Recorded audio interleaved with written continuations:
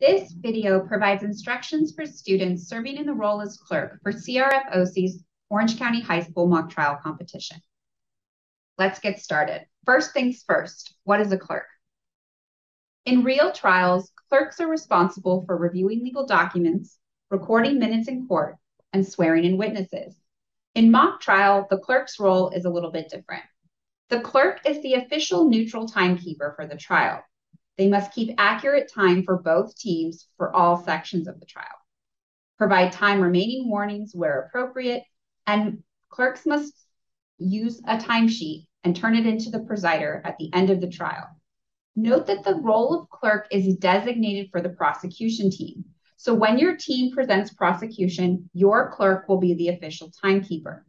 The defense team may elect to use an unofficial timer. If the defense uses an unofficial timer, they must be identified before the trial begins, and they must sit next to the clerk during the trial to avoid timing issues. The unofficial timer does not provide timing notifications. The unofficial timer should also submit their sheet to the presider at the end of trial. The role of the clerk is critical to the smooth running of the mock trial, so it is really important that you are alert and pay close attention to what is being said at all times. You will need to stay focused throughout the entire trial to make sure you are keeping accurate time. The clerk's role is scored and is worth a total of 5 points. Clerks may want to review the scoring rubric for more detailed information. A copy of the scoring rubric is available in the shared Google folder. It's also in the back of the rule book. Now let's look at the ABCs of timekeeping.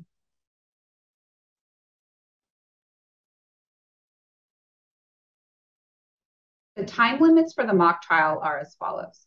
The pretrial motion is a total of 6 minutes for each side. The maximum length for the motion argument is 4 minutes, and each side automatically gets a maximum of 2 minutes for rebuttal.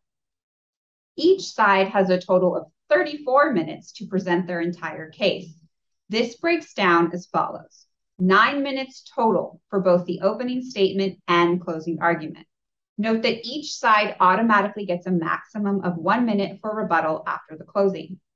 A total of 14 minutes for each side to conduct direct and redirect examinations, and a total of 10 minutes maximum to conduct cross-examinations. Note that modifications of the time intervals are not permitted. What else do you need to know about timing? Let's look. Generally, the clock runs when each attorney begins to speak. This is usually the first word of pretrial, opening, direct, cross-examination, and closing, but you have to pay close attention to what is actually being said. For example, if the attorney asks the presider if they may proceed, the clock should not run because they have not started their statement or questioning. When should you stop the clock, or when does the clock not run? The clock does not run when a witness is called to the stand and sworn in by the bailiff. The clock only starts when the attorney begins questioning that witness. The clock should be stopped when an attorney makes an objection. The clock resumes once the presider has ruled on the objection and the attorney resumes their questioning, or the witness begins or finishes their response. Clerk should also stop the clock when a witness asks for a question to be repeated. The clock should resume once the witness begins to answer. Note that after the presider rules on an objection, the witness may need to have the question repeated. If this is the case, you should only resume the clock once the witness begins answering. The clock also stops when a presider questions attorneys or witnesses. This is most likely to occur during pretrial, when the presider will interrupt the pretrial attorney during their presentation to ask questions. The clerk should stop the clock once the presider starts asking the question and resume the clock once the pretrial attorney is finished answering the question and returns to their argument. Sometimes it can be difficult to determine when a pretrial attorney finishes responding to a question and when they've gone back to their motion. A good tip is to instruct your pretrial attorney to ask the presider if they can proceed once they have finished answering the question, as this will cue you when to start the time again. The clock should also stop if the presider offers their observations or comments on something during trial. When attorneys request the time remaining, this should not count against their allotted time. Note, Clerks must provide the time remaining for both teams, where applicable, when a request is made. So if before the start of the closing arguments, the prosecution team's closer requests the time remaining for closing argument, the clerk should state the time remaining for closing argument for both prosecution and defense. What are the other timing requirements? Well, each team will be given the opportunity to consult with their coaches at the end of trial to discuss any trial irregularities. If teams wish to consult with their coaches, they will have 30 seconds to do so. If they decide to raise an irregularity, they will also have 30 seconds to do so before the court. The clerk should time both the consultation and the raising of any irregularities before the court. At the conclusion of the trial, the presider and scoring panel will have 10 minutes to provide a debrief. This should be timed by the prosecution's clerk. Note that for the debrief portion only, the only verbal notification that should be given is when it is time to stop. All other notifications should be visual, meaning use of the time cards only. While the 30-second rule and the debrief must be timed, these portions of the mock trial are not scored. So what do you need to bring with you at the mock trial to keep time? First, a timing device. It can be a stopwatch, digital kitchen timer, or cell phone, but if you use a cell phone, it must be in do not disturb mode with Wi-Fi and notifications disabled. You will also need to print the CRF-OC timesheet and bring it with you to each round you are clerking or serving as the unofficial timekeeper. You will also need to bring a pen or pencil, the time remaining cards, and if you want, you can bring a calculator. The timesheet and the time remaining cards are available in the mock trial shared folder. Now let's look at the time warnings. Clerks must provide the following warnings: 2 minutes, 1 minute, 30 seconds, and when it is time to stop. When you are providing the notification warnings, clerks should stand and hold up the appropriate time card so that it is clearly visible to the presider and trial attorneys. When providing oral warnings, clerks should speak clearly and at a volume that will enable counsel and the presiding judge to hear the notification. Note, the clerk will provide visual warnings only, meaning that they will only hold up the appropriate time card when 2 minutes and 1 minute remain in any given section of the trial.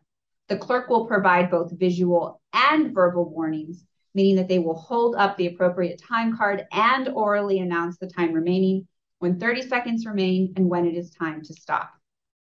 Note, the prosecution team's clerk is the only one that should provide time notification warnings. Now, let's look at the timesheet more closely. This is the CRF-OC timesheet. Both the prosecution's clerk and the defense team's unofficial timekeeper, if applicable, will need to have a copy of this form with them at trial. The clerk and unofficial timekeeper will need to submit their completed timesheet to the presiding judge as soon as the trial finishes. So let's look at how to fill out this form. First, make sure you complete the top section of the form with your name, the name of your presider, the round, date, and the names of the prosecution and defense teams. When completing the rest of the timesheet, please be aware of the following things. Note, time should not be rounded off and must be measured to the whole second. And this is very important. Pretrial starts with defense, so you will need to fill out this section first. Here we can see that the defense team's pretrial used all of the allotted time to present their motion. So under the column for time used, the clerk filled in 4 minutes.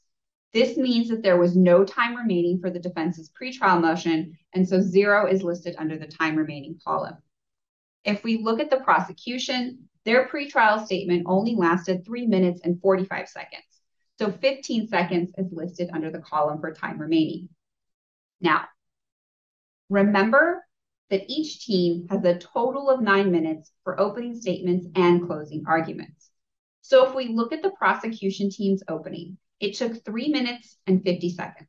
9 minutes minus 3 minutes and 50 seconds means that there are 5 minutes and 10 seconds left for the prosecution's closing argument. So if you look further down, the prosecution team's closer took 5 minutes to deliver their argument, So that means there were 10 seconds left from the original 9 minutes. For the direct and redirect examinations, clerks should record the amount of time it took to conduct the direct and then the redirect if necessary. These two columns should then be added to give the total time used for a witness so that you can then record the total time left for the remaining witnesses. In this example, the direct and the redirect of the prosecution's first witness took a total of 3 minutes and 30 seconds. So a total of 10 minutes and 30 seconds is left for the remaining prosecution witnesses.